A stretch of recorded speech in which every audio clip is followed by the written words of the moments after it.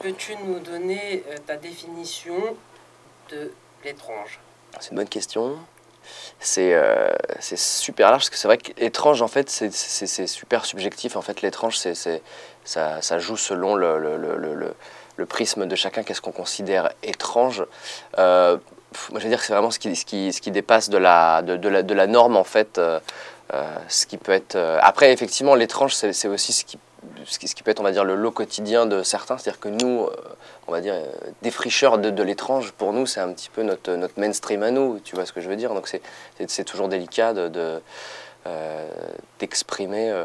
En tout cas, voilà, pour moi, l'étrange, c'est vrai que je vais le définir plutôt de cette façon, c'est plutôt un objectif en tant que cinéphile et que réalisateur d'aller gratter un petit peu justement dans les zones d'ombre. Et c'est parce que c'est là où je trouve que c'est intéressant et que c'est plaisant de créer et de ressentir et de vivre, quoi. Donc voilà, pour moi, l'étrange, c'est cette zone d'ombre du cinéma ou de n'importe quel autre art où on va dire que la réalité est un petit peu déformée et où traditionnellement on a un petit peu peur d'aller, quoi.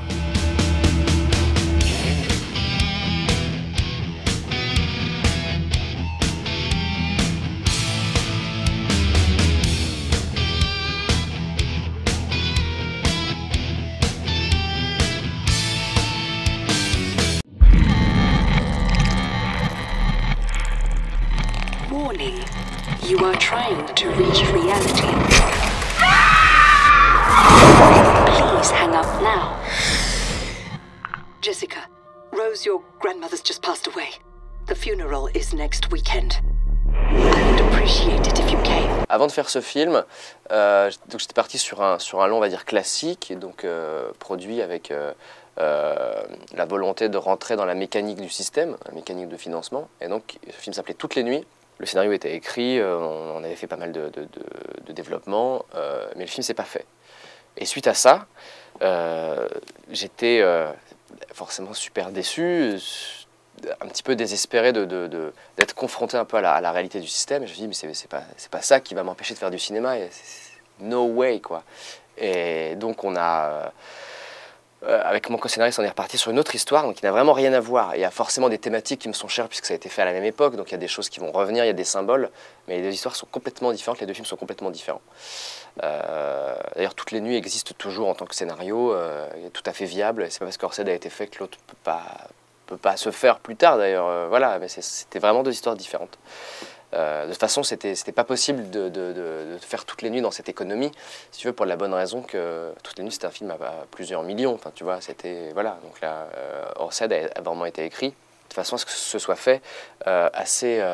dans une économie moindre, dans une économie un peu plus petite. Donc c'est pour ça qu'on a une partie huis clos, donc sur une jeune fille qui dort. Donc il y a un tiers du film qui se passe donc, dans cette chambre, dans son lit, pour des raisons, on va dire, avant tout économiques. Après, on les a transformés en moteurs artistiques, mais à la base, c'était ça, on pense à notre économie pour que ce soit viable.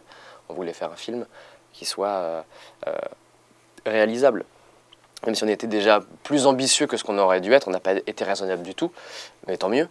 Mais voilà, on a quand même tenu, le point de départ, c'était ça, c'était on va faire un film avec une toute petite économie, quoi. What's it like to be back in the old home? It's nice. Still studying fantasies with that quack of a boyfriend of yours, darling. Psychophysiology of dreams is not a con, mother. It's a science. When are you going to wake up to reality? It's not in your dreams you'll find the answers you're looking for. C'est la mécanique des cauchemars qui m'a, avec Karim, qui nous a poussé à changer on va dire, la narration classique liée. Tu vois, on voulait pas de ça. Quand tu fais un cauchemar, c'est pas un fil rouge, tu vois. Et on voulait travailler l'obsession, donc c'est pour ça qu'il y a des images qui reviennent au début et à la fin, on voulait vraiment faire un trip. Il n'y avait pas de sens d'en faire un scénario de cinéma, avec une immersion de cinéma, avec des tenants et des aboutissants de cinéma. Pour nous, c'était une aberration. On voulait faire un film symbolique sur le cauchemar.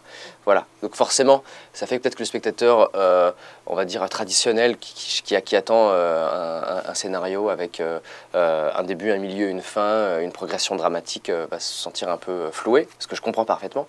Donc après, on a pris ce risque d'aller vers un scénario fragmentaire, où on a en plus une sorte de systématique, tu vois. Je prends de l'éther, je m'endors, je vois quelque chose, je retire une information, je me réveille, je débriefe. je prends de l'éther, je me rendors, je vois un cauchemar, je tire une information, je me réveille, je débriefe. Tu vois, on a vraiment joué avec ça de façon très, très spiralique presque, tu vois, puisque le fait est qu'elle prend de l'éther et qu'elle est en train de s'user. Donc pour amener la fin, si tu veux, où elle, je peux pas spoiler, mais où elle shift en fait et qu'elle passe beaucoup plus dans le cauchemar, tu vois, il fallait qu'il y ait cette usure. Et cette usure, elle passe non pas par des choses qu'on voit, mais par le scénario lui-même, par la répétition, par l'agacement, tu vois. Et ça, on trouvait ça intéressant. Au-delà de ça, ce qu'on voulait faire, donc on va dire un petit peu comme des films qui délaissent un peu le scénario pour passer sur le sensitif et le ressenti, comme les films de Kate Forzani, dont je suis extrêmement fan. Donc nous, on ne voulait pas passer dans le sensoriel, on voulait passer dans le symbolisme. C'est-à-dire que nous, tous nos symboles, soit le cheval, la louve, la porte, la clé, enfin tous ces symboles qu'on utilise et qu'on agence dans le film un petit peu comme des pointillés, font partie de notre narration. Notre narration, c'est ça, c'est les symboles et ce que le spectateur va en faire, comment il va les agencer, la clé, l'arme, la mer, le cheval, enfin voilà, il y a beaucoup de choses avec lesquelles on joue, c'est des cartes à jouer en fait, et il suffit de se créer son histoire via le ressenti qu'on a eu du film. Can you tell me about Rose's behavior days before she died? She seemed obsessed with bizarre visions. Bad dreams, I think. She has a bad case of the flu. She's going to have to stay in bed all weekend and take plenty of hot baths. Donc c'était prévu, si tu veux, pour des raisons, on va dire pas forcément artistiques, c'était pour que le film s'exporte. Et au final, avec mon co-scénariste, avec Karim, on s'est rendu compte que c'était finalement pas un mauvais exercice d'écrire en anglais pour les dialogues, parce que on sait ce que c'est les dialogues dans le cinéma de genre français, c'est toujours difficile, pour pas dire décevant par moment. Donc nous, on s'est plié à cet exercice d'écrire les dialogues en anglais, et on trouvait ça finalement assez intéressant dans l'immédiateté, tu vois, dans le rythme, dans la musicalité, dans la diction. Il y a un truc que l'anglais amène, qui est propre au cinéma de genre, je trouve, en tout cas au type de dialogue de ces films, que le cinéma français permet pas, quoi. Donc c'est parti d'une décision qui n'était pas artistique, et c'est devenu un atout avec lequel on a joué, quoi.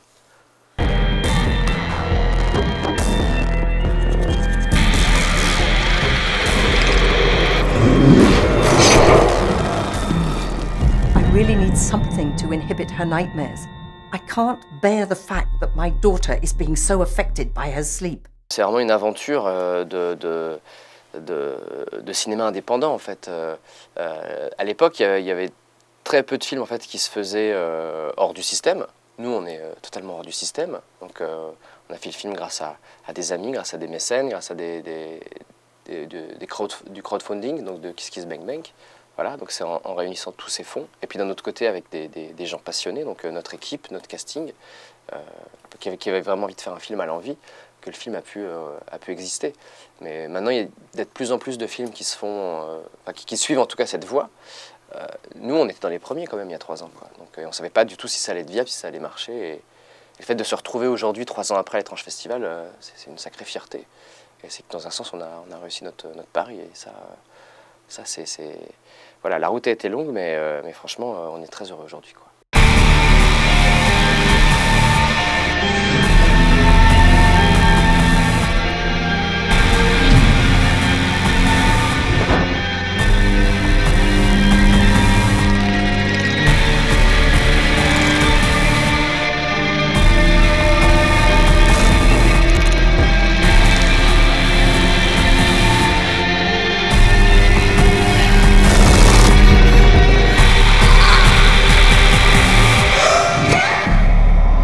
C'était dur, mais c'était génial, et vivement le deuxième, quoi. J'ai plusieurs idées, ouais. Pas mal de projets, je vais me dire même assez bigarrés, pas forcément de l'horreur. Enfin, c'est toujours un peu genre, j'ai toujours du mal avec le cinéma inoffensif, donc le but c'est quand même d'essayer de me remuer, de remuer aussi un peu le spectateur. Donc dans tous les cas, ce sera étrange, je pense. Ça, c'est pour revenir à la question de départ, voilà. Après, voilà, c'est l'état encore de traitement. On travaille, on creuse encore. Il n'y a pas un projet précis, si tu veux, que je peux servir sur un plateau. Non, c'est encore en développement, quoi. Voilà. Ok. C'est bon pour vous? C'est très bon.